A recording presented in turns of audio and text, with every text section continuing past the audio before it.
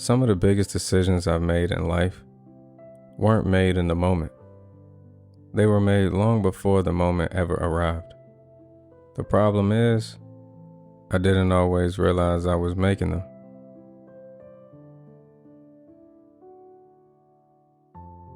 I'm glad you're here with me again. Today we're talking about something I didn't even realize I needed to learn. It all started with one simple question from my wife. That question completely changed the way I've been looking at my life. Let's get into it. Welcome to the Scarred Sons podcast, where we dive into scars of life and the outcomes they shape. This podcast is a space for honest conversations about my journey, the lessons learned, the struggles endured, and the growth that followed, geared towards helping other sons with scars. We'll explore topics like personal development, mental and spiritual health, and the path to becoming the best version of yourself. Let's navigate these challenges together, one story at a time. Let's dive in. The views expressed on this podcast are based on my personal experiences and insights.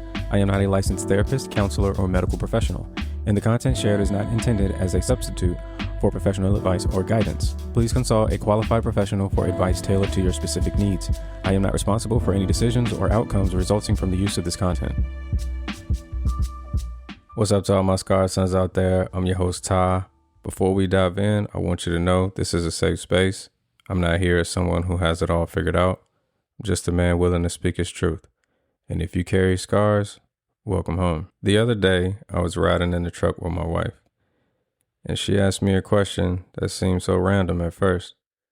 She looked over and asked, "Did you play chess or checkers growing up?" Now, the reason she asked was because she always gets on me about how I drive.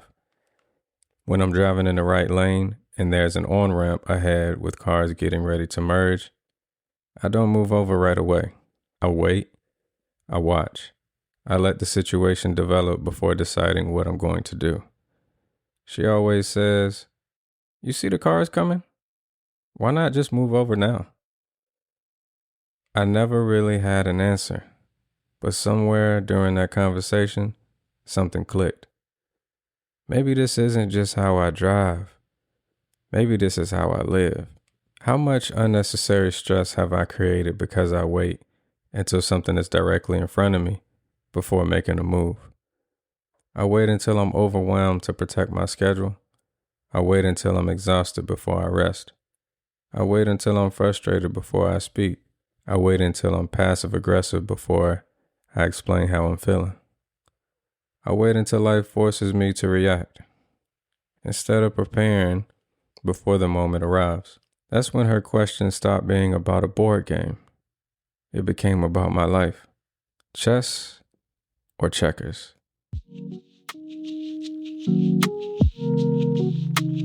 Now, both games require strategy. I'm not saying checkers is easy or that you can win without thinking. But the games ask you to see the board differently. In checkers, most of your pieces begin the same way. They move the same way. You look at what's different in front of you, make your move, and respond to what your opponent does next. Chess asks something different. Every piece has a different role. Every move affects something else on the board. You can't only think about what's in front of you. You have to think about what this move opens up, what it leaves exposed, what you may need later, and where you're trying to end up. Sometimes the smartest move isn't the move that gets you something right now. Sometimes it's the move that protects what you'll need 3 moves from now. And that's when the question stopped being about a game. Because for a lot of my life, I think I've been playing checkers. One move at a time, reacting to whatever piece was directly in front of me. My job needs something, move. My family needs something, move. My wife needs something, move. My business needs something, move. Someone asks for my time, move. Someone needs my help, move. Before I knew it, my entire board was filled with everybody else's priorities. And I was wondering why I didn't have anywhere left to go. The hard part is, I know where some of this came from. The world sees a 39-year-old man. It treats me like a man. It expects me to show up like a man. And that's fair. But what the world can't always see is that many of us are showing up as grown men, carrying parts of ourselves that were never fully developed. Some of us were never taught how to think 3 moves ahead for ourselves. We learned how to survive what was directly in front of us. We learned how to read the room. We learned how to keep people happy. We learned how to adjust. We learned how to react. We become really good at playing checkers because no one ever taught us chess. I've talked about some of those wounds before. I've named that pain. I know where some of it came from. The question isn't where it came from anymore. The question is, what am I going to do with the board that's in front of me today? Because understanding why I learned to play the game this way isn't the same as choosing to keep playing it. I'm not a little boy anymore. At some point, I have to learn a new game. One thing I realize is that I've always known how to think ahead. That has never been my problem. The challenge is, who have I been thinking ahead for? I can anticipate what my wife may need. I can think ahead for my business. I can prepare for my job. I can look at somebody else's situation and see 3 or 4 moves they could make next. But when it comes to me, that's where things become different. And this may sound crazy coming from a 39-year-old man, but I'm believing to feel like I can finally make decisions for myself. Not that I wasn't allowed to, not that someone was physically stopping me. But for a long time, before I made a move, I wanted somebody around me to tell me it was the right one.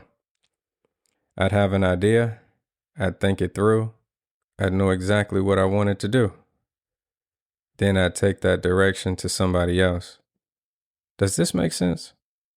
What do you think? Would you do it? Now don't misunderstand me. There's nothing wrong with seeking wisdom. Chess players don't become great by refusing to learn from other people. But there's a difference between seeking wisdom and seeking permission. I was reminded of that while listening to my niece's commencement ceremony. The commencement speaker, Dr. Newby of Norfolk, Virginia, says something that stayed with me.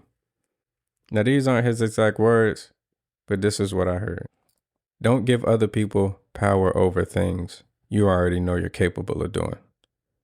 Because when you take your dreams, your ideas, and your next move to other people, they don't always respond from where you're standing.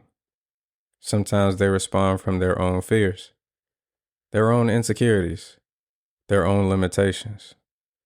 Some people truly love you and simply want to protect you. Others may become uncomfortable watching you move beyond where they've chosen to stay. Your growth has a way of shining a light on places they've stopped growing. Not because you're trying to. It just happens. I'm learning that I can't build my future based on everybody else's comfort. That doesn't mean I stop listening. That doesn't mean I become arrogant. That doesn't mean every idea I have is a good one. It simply means I have to stop confusing outside opinions with permission. Because if I've studied the board, if I've prayed about the move, and if I've counted the cost, then at some point, I have to move my own piece. So what does playing chess actually look like in my life? For me, it starts before the day ever begins. I'm learning to write down what I need to accomplish instead of hoping I'll remember it all. Holding myself accountable. Instead of arriving at the end of the day frustrated, replaying everything I didn't get done. I used to end my days asking, what happened? Now I'm asking, what was the plan? because there's no confusion about where I'm trying to go. The goals are set. That's no longer the difficult part. Execution still has its challenges, but when the vision is clear, the next step becomes easier to recognize. Make no mistake, some roads will be closed. Some plans won't work. But when I know where I'm going, I don't panic when I hit a detour. I simply find another way forward. Chess also means showing up to therapy differently. When I first started therapy, I came in with an agenda. I knew what I wanted to work on. Lately, I've become too relaxed. I've been allowing my therapist to lead the conversation instead of setting the tone myself. And isn't that interesting? Even there, I've been letting someone else steer. Not because I'm incapable, but because I stopped taking ownership of where I needed to go. The same has been true in my marriage. I realize I have to be more forthcoming with my wife about where I am emotionally. Not after I become passive aggressive. Before. I don't just ask her to give me grace. I invite her into my healing. I tell her what's happening inside of me. I ask for feedback. I ask how can we navigate those moments together. That's not weakness, that's leadership. Because playing chess isn't about controlling every move. It's about making intentional moves before life forces your hand. One thing I've learned about chess is that not every move comes without a cost. Sometimes the best move on the board requires you to sacrifice a piece. Not because the piece wasn't valuable, but because letting it go gives you a better chance of winning the game. Life works the same way. Some of the moves I made have cost me more than I ever imagined. There are still moves ahead of me that are going to cost even more. That's the part nobody really prepares you for. The cost of growth doesn't disappear. As long as I continue to grow, I'll continue to leave something behind. Some people won't make it into every chapter of my life. Not because they're bad people, but because every season doesn't require the same players. New people will enter, new opportunities will come, old interests will quietly fade away. I used to be all in on sports. I could tell you who's playing, who got traded, who won. I could sit around and talk about it for hours. Today, I'm much more interested in building a better life. I'm thinking about my marriage, my business, my faith, my peace, and my future.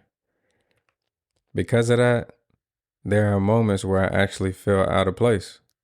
I'll be around a group of men talking about sports, and I don't have much to add anymore.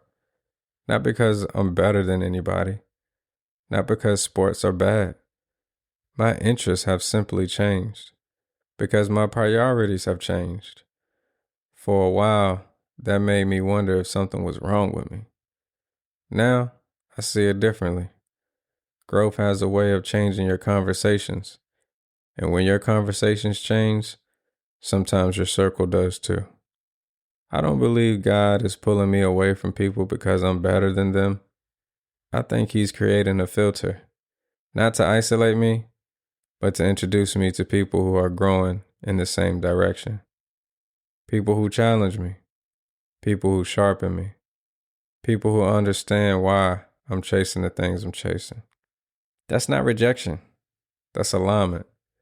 Growth doesn't just add to your life, it asks something from it. Sometimes it asks for comfort. Sometimes it asks for familiarity.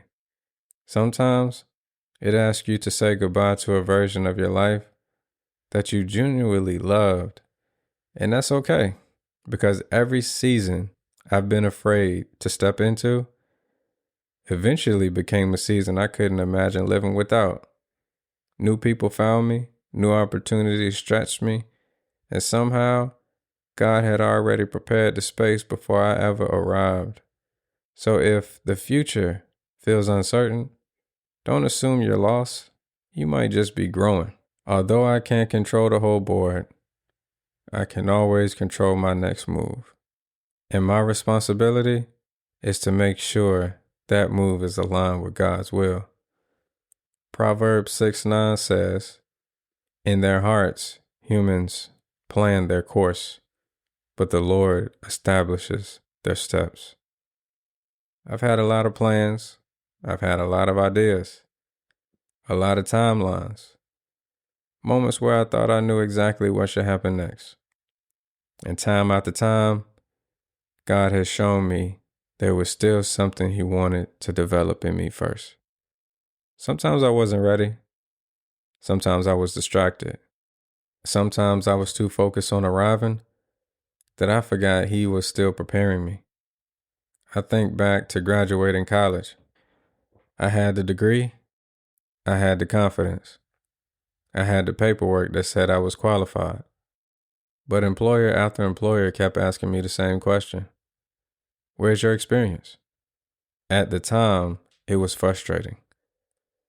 Today, I understand it. Knowledge opened the door. Experience prepared me to stay in the room. I believe our walk with God works much the same way. He isn't just preparing me to receive the blessing. He's preparing me to carry it. Because receiving something you're not prepared to steward can become a burden instead of a blessing. I don't have to see every move because I know the one who already sees the whole board.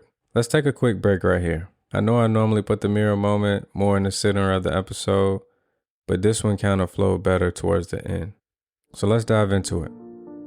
The mirror moment is a space where we slow down and take an honest look at the man in the mirror. No distractions, no pressure, just reflection. Look at the man in the mirror. What area of your life are you still playing checkers?